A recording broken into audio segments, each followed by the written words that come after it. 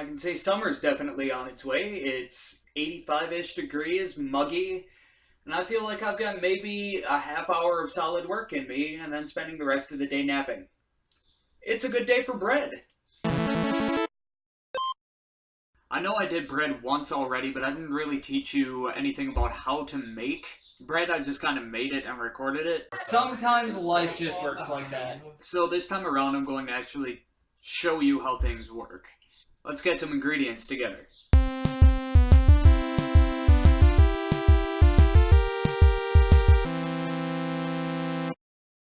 Summer is an excellent time for bread, because bread likes places where there's a lot of moisture in the air and it's very warm.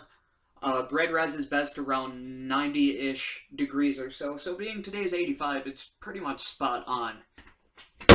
As far as the warm water goes, you want it to be warm enough to be pleasantly warm, but not as hot as like you would keep your coffee or anything like that. You want it just warm enough to get the yeast going.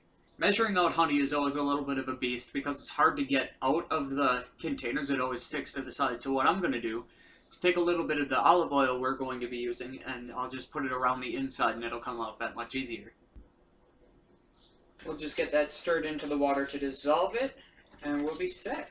If you don't have yeast and you need to go out and buy it, you'll find it roughly where they keep all of the flour and that in the grocery store.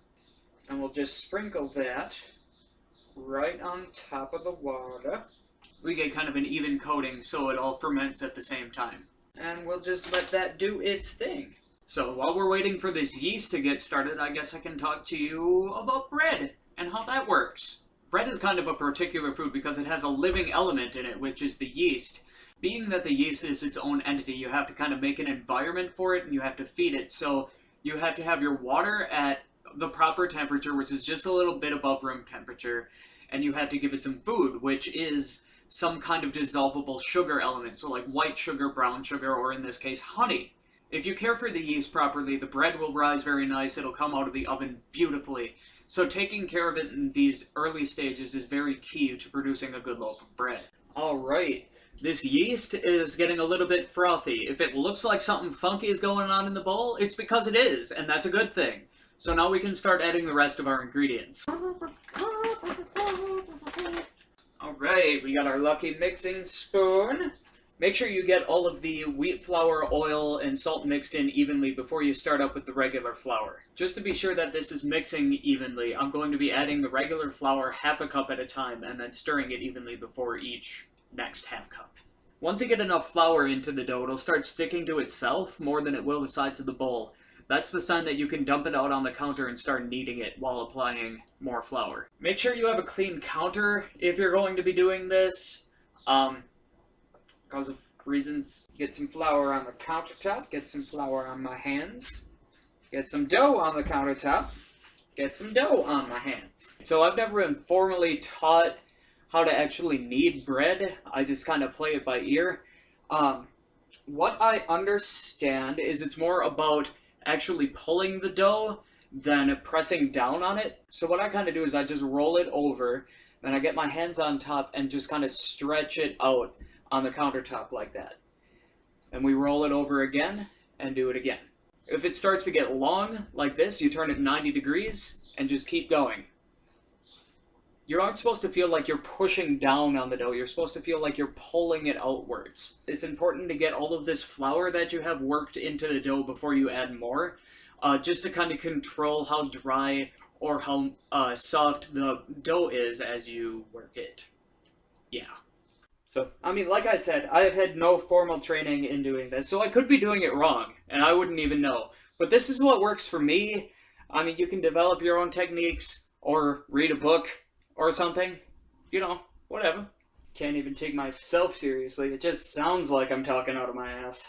The texture you're looking for is kind of springy and kind of Play-Doh-y, but if it sticks to your hands, you could definitely add a little bit more flour. Just kind of play it in and see how it goes. Kneading bread is one of my favorite things. It's just so relaxing and therapeutic, and it makes your arms look nice. So, I mean, win-win. I just got done bench pressing 200 at the gym. Yeah, well, I just got done making bread by hand, so clearly one of us is working harder than the other. A good way that I can tell that this dough is at the right consistency is because it's sticking to itself very easily when I need it, but it's not sticking to the counter at all. And I might put maybe another 5 minutes or so into this just to make sure that it's kneaded nicely, that the yeast is evenly distributed, and that it's nice and warm and set to rise. There are a couple ways to check your dough for when you're done kneading it. You don't want to over knead it because that'll affect how it bakes in the oven. One way that you can check is you can take it rolled like this, kneaded off the counter, and you just push in with your fingers a little bit and you see how much it springs back. I mean, you can see already just in the camera like how quickly that sprung back. That's a very good indicator for we're done kneading, like it is set to go. So what we're going to do is we're going to ball this up with all of the creases tucked underneath on the bottom so you get a nice round smooth dough ball. And I've got a bowl over here and we'll just put some baking spray, just a light layer around the inside. We'll set our dough right in there. One very thin layer over the top. You cover it with a thin towel and you leave it in a warm and preferably like rather moist place to rise for about 45 minutes or so. Some people have fancier ovens. If you look on yours, you may have a warm setting or a proof setting, P-R-O-O-F. This is a setting that works excellently for bread. So what I will do is my oven has a heat exhaust right here at the back of the stovetop. So I'll start preheating my oven and that excess heat will wash over the top of the stove, which is where I will put this. So my oven will get preheated and the bread will stay warm at the same time while it rises. Now is my favorite part, which is essentially doing nothing for about 2 hours. I mean, we're going to be spending most of the afternoon doing nothing, and that's just fantastic. It's alive! This has just about doubled in size, which is exactly what we're looking for. What we're going to do now is shape it and get it into a loaf pan. We're going to try to handle the dough as little as possible to shape it so we don't upset the yeast and it can rise again, and we'll get a terrific bread out of it. So we'll get everything prepped up ahead of time.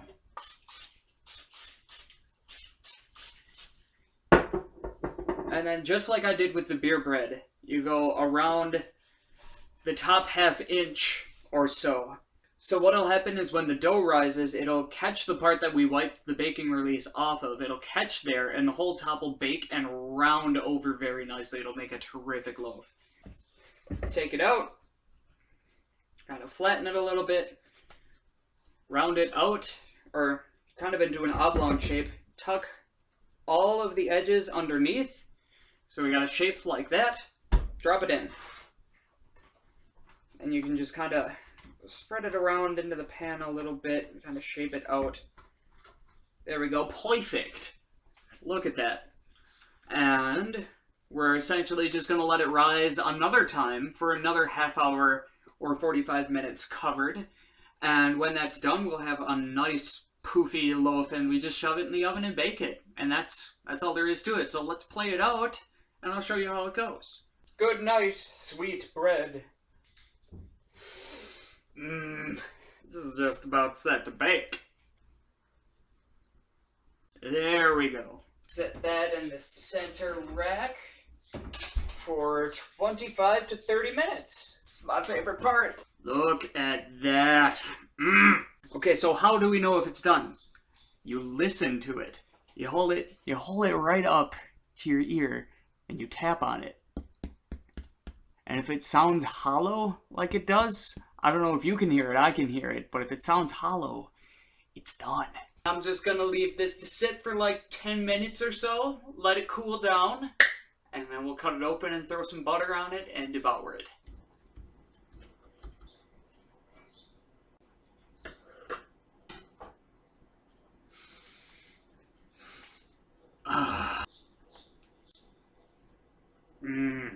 You can't beat it when you make it at home. Oh my god.